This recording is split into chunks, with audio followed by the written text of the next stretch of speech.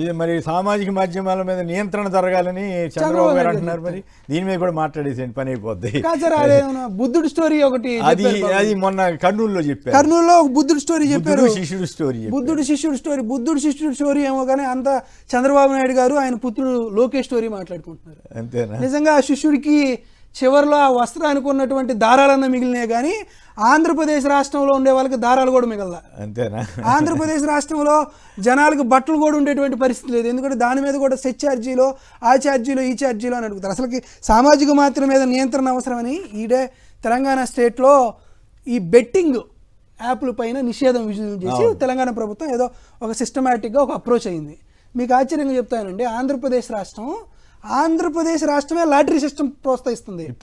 ఇప్పుడు లాటరీల ద్వారా సుమారుగా 6,000 కోట్ల రూపాయలు 7,000 కోట్ల రూపాయలు ఆంధ్రప్రదేశ్ రాష్ట్ర ప్రభుత్వం నిర్వహించి దాని మీద ఆదాయ మార్గాలు తెచ్చుకోవాలని, బెట్టింగ్ని లేకపోతే లాటరీ సిస్టమ్ని తీసుకురావాలని ఆంధ్రప్రదేశ్ రాష్ట్రంలో ప్రపోజల్ ఉన్నటువంటి వైనం కూడా కనపడుతుంది. కాబట్టి సోషల్ మీడియా పాయింట్ ఆఫ్ వ్యూలో నిజంగా తెలుగుదేశం పార్టీ చిత్తశుద్ధితో ఉందా? చంద్రబాబు గారు చిత్తశుద్ధితో మాట్లాడుతున్నారు. ఆయన అపోజిషన్లో ఉన్నప్పుడు కానీ ఇప్పుడు కానీ ఎన్ని యూట్యూబ్లు నడిపిస్తున్నారు, ఎంతమందితోటి ఏమి చేయిస్తున్నారు, వాళ్ళ టీడీపీకి సంబంధించిన వాళ్ళు ఎంతమంది బూతులు తిడతా మాట్లాడుతున్నారు. ఇంకోవైపు ఇటువంటి జేమ్స్ కానీ తాడిపత్రి ఇష్యూ కానీ ఇటువంటివి వచ్చినప్పుడు మాత్రం మళ్ళీ వాటిని కవరప్ చేసుకునే విధంగా సార్ మీరు సీనియర్ పత్రికేయులు, చంద్రబాబు నాయుడు గారు అదేదో చిన్నప్పుడు బేతాళ కథల్లో చెప్పినట్లు రాక్షసుడి యొక్క ప్రాణం చిలకలో ఉన్నట్లు తెలుగుదేశం పార్టీ చరిత్ర, తెలుగుదేశం పార్టీ బలం, తెలుగుదేశం పార్టీ ఆలోచన అంతా ఎల్లో మీడియాలోను సోషల్ మీడియాలోనూ ఉంది. వారు దీని ద్వారానే విషయం చిమ్మితేనే కదా జరిగేది. ఎక్కడికక్కడ యూట్యూబర్లకు డబ్బులు ఇస్తారు, వాళ్ళ చేత మాట్లాడిస్తారు. ఎల్లో మీడియాకి కాంట్రాక్టులు ఇస్తారు, వాళ్ళ చేత మాట్లాడిస్తారు. చెబుతున్నారు పార్టీ ఆఫీసులో, టీడీపీ ఆఫీసులోనే దాదాపు 50-100 యూట్యూబ్ ఛానల్ నడుపుతున్నారు. యూట్యూబ్ ఛానల్స్ జరుగుతాయి సార్. ఎవరికి బట్ ఏది జరిగినా కూడా వారి బలం, వాళ్ళ బలగం విష ప్రచారం చేయడం. హైదరాబాద్ ఏంటి సార్, దుబాయ్ నుంచి కూడా నడుపుతారు వాళ్ళు. వాళ్ళకేమైంది సార్, బ్రహ్మాండమైన డబ్బులు ఉన్నాయి. వాళ్ళు ఒక లష్కరే తోయిబా అనేటువంటిది పాకిస్తాన్లో ఉన్న, జైషే మహమ్మద్ అని పాకిస్తాన్లో ఉంటే తెలుగుదేశం పార్టీ కూడా అటువంటి సామాజిక మాధ్యమ ఉగ్రవాదులను కూడా తయారు చేస్తుంది. ఒకరు ఇద్దరు అనేది లేదు.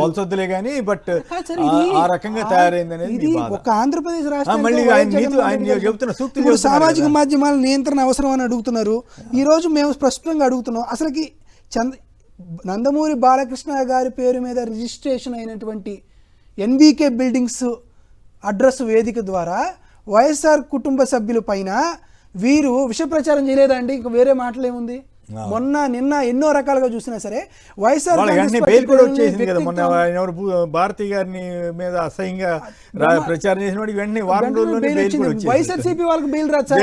ఏది జరిగినా 24 కేసులు. మొన్న ఒక ఆవిడ పాలేటి కృష్ణవేణి ఒక అమ్మాయి, మరి అన్యాయంగా ఉంది. ఇంకొక అమ్మాయి సుధారా అనే అమ్మాయి. అసలు నిజంగా సార్ 26 జిల్లాలు ఉంటే 26 జిల్లాల్లో 26 కేసులు, ప్రతి జిల్లాకు ఒక case.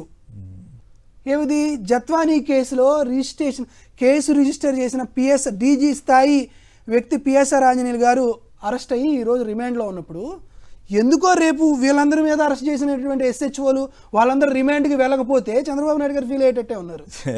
Rule is applicable for all కదా సార్. ఈరోజు మరి మేనకా బేడి అని ఒక కేసు వచ్చింది. ఇది అసలు ఆశ్చర్యంగా ఉంది సార్. 2001లో కర్నూలు నుంచి మేనకా బేడి వారికి సంబంధించినటువంటి ప్రియుడు ఒక అక్రమ పాస్పోర్ట్లు తీసుకొని విదేశాలకు వెళ్ళారనేది అబ్జెక్ట్ చేసినాం. ఆ రోజు ముఖ్యమంత్రి ఎవరు? చంద్రబాబు గారు. సరే, ముఖ్యమంత్రి గారికి తెలియదు అనుకుందాం. భారతదేశ ప్రధానమంత్రి ఎవరు? ఈయన ఆధ్వర్యంలో నడిపించిన ఆయన కదా. కేంద్ర ప్రభుత్వంలోనూ భాగస్వామి చంద్రబాబు నాయుడు గారు. రాష్ట్ర ప్రభుత్వం నిర్వహిస్తున్న నేతృత్వం చంద్రబాబు నాయుడు గారి హయాంలో ఉంది. కేంద్ర మంత్రి మండలిలో ఉన్నారు, రాష్ట్ర మంత్రి మండలిలో ఉన్నారు. తన పెట్టినటువంటి సంతకాన్ని ఫోర్జరీ చేశారు అనేది అప్పుడు ఎంఆర్ఓగా ఉన్నటువంటి వైఎస్డి కృష్ణమోహన్ రెడ్డి గారి వాదన. అందుకని ఆయన సాక్షి అయ్యాడు. మేనకా బేడి స్టోరీ ఈ రోజు ఎప్పుడు 24 సంవత్సరాల తర్వాత తీసుకొని వచ్చారు సార్. సార్ వాస్తవానికి చెప్తా వినండి సార్, ఎవరికో ఒకరు పొలిటికల్గా ఉన్నప్పుడు ఏదో కొంత అక్రమాలు అవినీతి అనే మచ్చొచ్చిదే కానీ వైఎస్డి కృష్ణమోహన్ రెడ్డి గారిని ఈ కేసులో అరెస్ట్ చేసిన తర్వాత నిజంగా వైఎస్ఆర్ కాంగ్రెస్ పార్టీ శ్రేణులు చాలా ఎమోషనల్గా టర్న్ అప్ అయ్యారండి. ఎందుకు చెప్తున్నానంటే నాకు దాదాపుగా 10-15 ఏళ్ళ నుంచి పరిచయం. ఈ క్రమంలో ఈ రాజకీయ పార్టీ ఈ క్రమంలో ఏదైనా కొంత హ్యూమన్ ఎమోషన్స్ ఆ కాంటాక్ట్ ఉన్నాయంటే ఓఎస్డి కృష్ణమోహన్ రెడ్డి గారు కీలకంగా ఉంటారండి. ఒకవేళ జగన్మోహన్ రెడ్డి గారు అందుబాటులో లేకపోయినా, లేకపోతే జగన్మోహన్ రెడ్డి గారు మా బోటాలపైన ఎప్పుడన్నా చిన్న చిన్న వాటి మీద ఆగ్రహం వ్యక్తం చేసినా కానీ వాటిని ప్యాచప్ చేస్తూ ఆ ఎంపతి చూపించేవారండి. ఎవరైనా జగన్మోహన్ రెడ్డి గారి దగ్గరికి వచ్చి వాస్తవాలు చెప్తారు, జగన్మోహన్ రెడ్డి గారికి వచ్చి వాళ్ళు అబద్ధం చెబుతున్నారని తెలిసినా కానీ వారికి ₹1-2 ఎంతో సాధ్యమైనంత వరకు సహాయం చేసి పంపించేటువంటి నైతికత ఉన్నట్టు కృష్ణమోహన్ రెడ్డి గారికి సంబంధం లేని విషయాల్లో వాటిని కేసులు పెట్టి ఇరికిచ్చి నిజంగా తండ్రికి ఎవరు మన వైఎస్ అవినాష్ రెడ్డిని మళ్ళీ వాళ్ళని కూడా లాక్కొచ్చారు సార్. అసలు చూడండి సార్, ఎప్పుడో 2019-20 మధ్య కాలంలో ఎవరో హనుమంత్ అనే ఆయన గన్ను తీసుకొచ్చి బెదిరిస్తే ఈ రోజు ఈనాడు యాజమాన్యానికి తెలిసింది. ఇంకా ఆశ్చర్యం సార్, చాలా వరకు తండ్రిని మించిన తనయుడు అని అనిపించడం అనేది చాలా కష్టం. ఎందుకంటే చాలామంది చెప్తారు జగన్మోహన్ రెడ్డి గారిని వైఎస్ రాజశేఖర రెడ్డి గారితో పోలుస్తారు, ఇది చాలా టఫెస్ట్ సిచ్యువేషన్. కానీ కిరణ్ గారు ఇప్పుడు ఆయన రామోజీరావు గారిని మించి స్థాయికి వచ్చేసారు.